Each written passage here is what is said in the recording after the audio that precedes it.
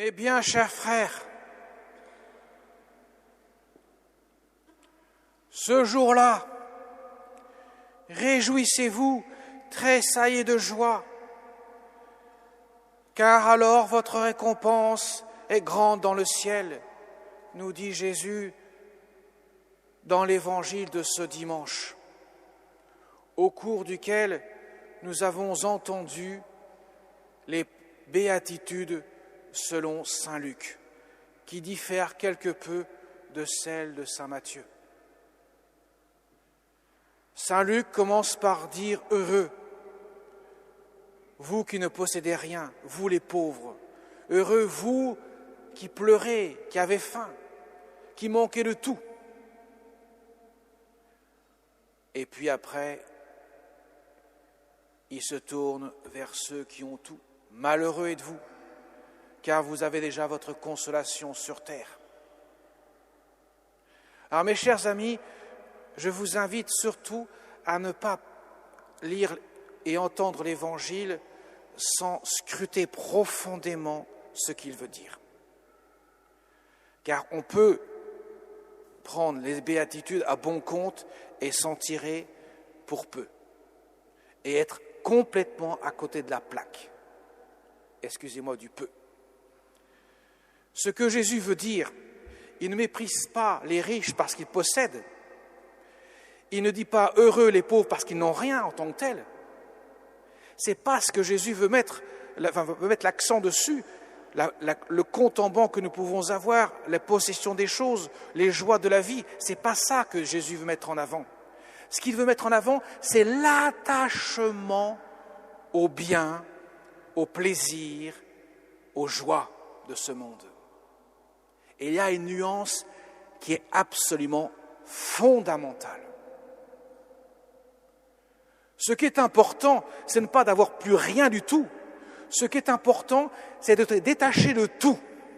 On peut être extrêmement riche, mais si on donne à profusion et qu'on est détaché de ses biens, on est un pauvre de cœur.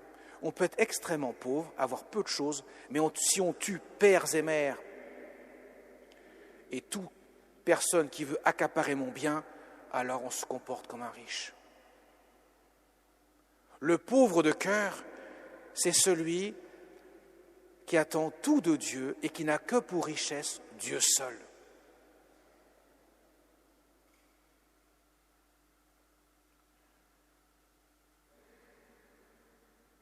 Les saints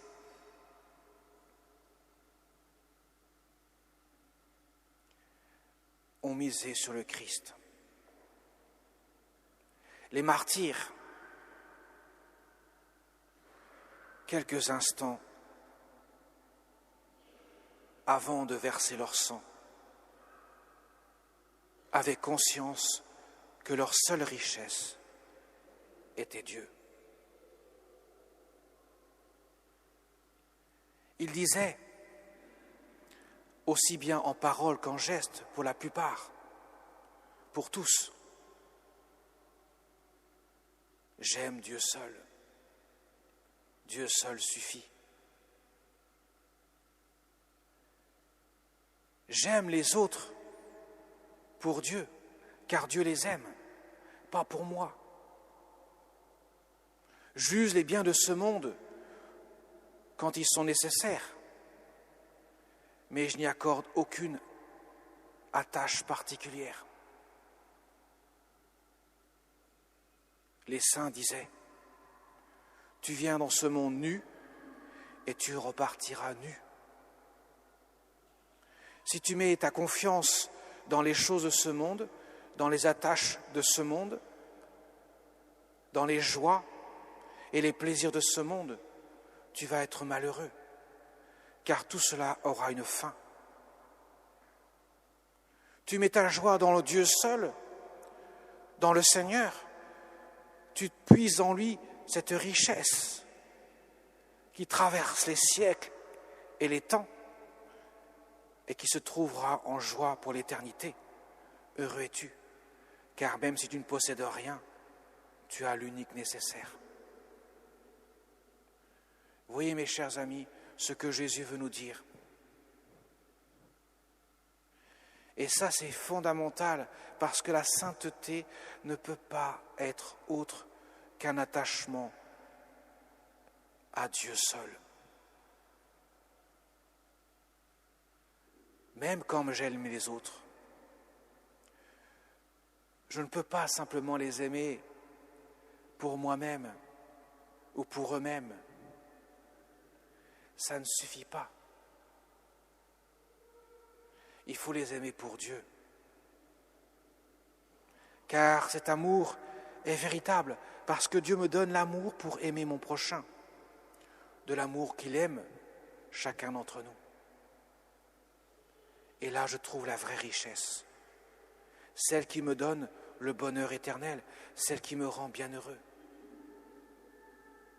Trop souvent, nous entendons dire dans notre monde, « Ah, un tel a de la chance, heureux est-il, il possède ceci, ou il a cela, ou il n'a pas toutes ces épreuves que je peux traverser. » Les saints vous diront le contraire. Le père de Montfort disait « Quelle croix, pas de croix ?» Je traduis. Il était hyper angoissé quand il voyait que tout allait bien. Nous, on dirait « Enfin, on a la paix, c'est bien, on est heureux. » Mais lui, au contraire, plus les épreuves étaient grandes, plus les croix étaient présentes, plus il y voyait la main de Dieu pour une purification de son cœur. En fait, il veut nous inviter, quelque part, à ne pas nous attacher à ce que nous pouvons voir de bon pour nous, mais toujours être dans cette quête de Dieu seul. Être affamé de Dieu, assoiffé de Dieu. C'est cela le chrétien. Le chrétien se distingue par sa faim et sa soif de Dieu. Et tant qu'il n'a pas Dieu qui vient combler son cœur, il est en manque. Et comme son cœur est toujours en quête de Dieu, il est toujours en manque. Et ce bonheur, il le découvre justement dans cette quête d'amour de Dieu. Vous voyez, mes chers amis, c'est la vraie richesse, celle à laquelle Jésus nous invite à communier. Et la Vierge Marie, qui avait compris mieux que quiconque tout cela, devant le mystère de la croix, qui ô combien a éprouvé son cœur de mère, qui ô combien voit l'ingratitude des hommes se déchaîner sur son Fils, qui accepte de prendre tout sur lui, qui a une conscience extrêmement aiguë du poids du péché, elle qui est sans péché, d'autant plus. Si elle avait mis sa confiance dans les choses de ce monde, si elle avait mis sa confiance dans son Fils en tant qu'homme seulement, elle serait abattue, écroulée, elle aurait tombé à terre dans un désespoir total. Mais au lieu de cela, elle reste debout, son cœur bien que souffrant, saignant de toutes parts, et dans une confiance totale en Dieu seul. Elle s'abandonne pleinement en lui et trouve la joie du réconfort que son Fils bien-aimé, le Dieu fait homme, lui donne et nourrit son cœur. Voilà pourquoi, mes chers amis, que la Vierge Marie est notre précieux trésor sur cette terre. Non seulement elle est un exemple pour nous, mais elle est en plus notre mère, instituée par Dieu le jour de la crucifixion, pour que nous puissions lui demander sans cesse de nous conduire à lui. Si la Vierge Marie a tellement insisté auprès de ses enfants ici-bas sur terre, en venant les visiter, en mettant à l'honneur la prière du chapelet, du rosaire, avec la méditation des mystères principaux de la vie du Christ et de la vie d'elle-même aussi associée à la vie de son Fils. C'est qu'il y a une raison fondamentale. Si les papes, depuis fort longtemps, ont encouragé cette dévotion du rosaire, du chapelet, c'est qu'il y a une raison. Ce n'est pas quelque chose d'anodin. Cela nous permet de nous conduire quelque peu à la prière de notre Mère du ciel, qui sans cesse intercède pour nous, qui sans cesse dans sa contemplation et dans sa méditation nous fait entrer dans le mystère, dans la profondeur de notre cœur.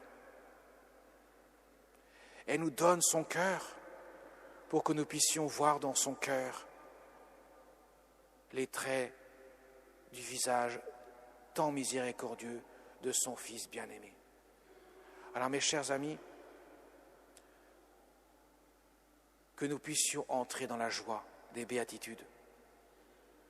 Laissons-nous façonner par ce Dieu plein d'amour, qui n'a qu'un visage d'amour à donner, par l'intercession du cœur immaculé de Marie, qui nous fait entrer dans la demeure du cœur sacré de son Fils bien-aimé.